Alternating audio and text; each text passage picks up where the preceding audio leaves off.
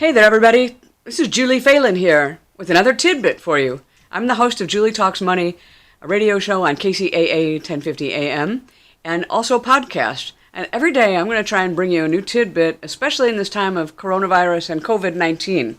Different ways that you can help make more money or save money. So today I want to talk to you about student loans. Do you have a student loan? Or does a relative or anybody that you know, or maybe a kid? Well, here's really a cool thing. If you have a forgivable student loan, which is Direct Plus or Perkins Loan or FEFL, I'm not sure which one, you'll have to check with your loan servicer to find out. But most of you know if you've got a 20-year forgivable loan or something.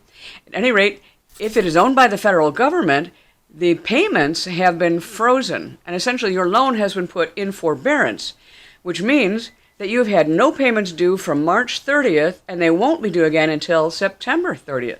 Pretty neat, huh? Even better, if you've already made a payment for March and or for April, you can actually get those loans, get that payment back, get that money back.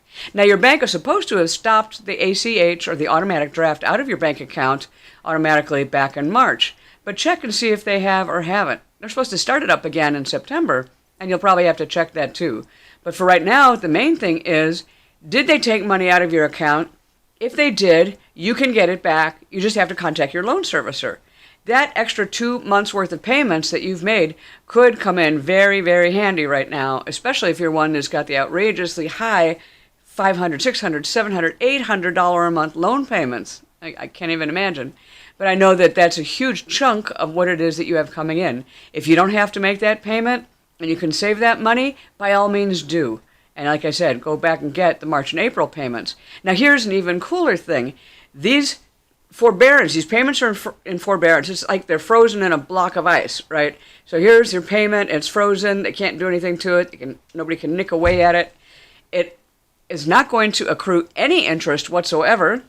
No interest. It's just frozen in time until September 30th. If you are in collections, or if you're in default, it doesn't matter. This is not going to count against you. All collection activity has to stop. None is allowed. So if collectors are calling you for a late payment on your student loans, you just tell them that Julie Talks Money told you that they can't do that. And they cannot if it's a forgivable government-owned loan. Again, check your loan. Also, if you are in default, you've missed 2, 3, 4 payments, whatever it might be, they have to freeze again your loan, and if you make payments again starting in September or October, it's as if these 4 months or 5 months coming again are frozen. It means nothing. You will not be 6 or 7 or 8 months in default. You will still be where you were in default as of March 30th of 2020. Pretty neat, huh? And again, like I said, nobody can do collections. They cannot garnish. Nobody can garnish your bank account. Nobody can try and take wages or any income or savings out of your bank account to pay for these student loan payments. This is all part of the CARES Act. So check and see if your bank has stopped the draft, because it's supposed to stop automatically. If it hasn't, make sure your bank does stop that automatic draft. You don't want that money coming out if you don't have to. Now, if you have, because I talk about different things that are a little outside the box, I'm going to tell you here something that planners and anybody else probably won't tell you. It is actually in your best interest not to make any payments.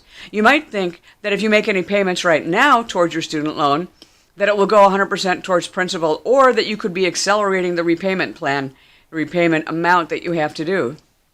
I'm here to tell you, no, it won't do that. If you have a forgivable loan, if you are frozen right now with your loan payment, if you make any loan payments to your student loan during this period between now and September 30th, you are actually going to reduce the amount, reduce the amount that is forgivable. Well, basically the bottom line is, if you have a certain amount that's forgivable and you pay on this right now, that part will no longer be forgivable. That's why I'm saying it's in your best interest not to make any payments right now if you are allowed to, because of the type of loan you have. Basically, that just means that if you freeze it, these loan payments that are frozen for the next few months essentially kind of go away. They're taken off the back end of your forgiveness. Does that make sense? I hope it makes sense. Now, This is not meant to be legal advice or tax advice or financial advice.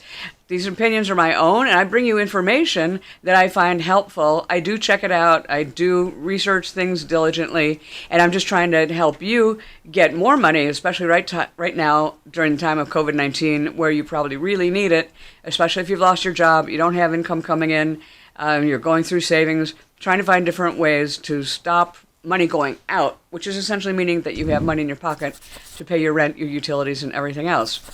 So again, I'm Julie Phelan. My show is Julie Talks Money. You can contact me if you want to talk about this or any of the other pieces of information I give at 626-460-1188. At 626-460-1188, or email me at julietalksmoney@gmail.com. I look forward to talking to you, and I'll be bringing you another tidbit tomorrow. Take care, stay well, and be safe.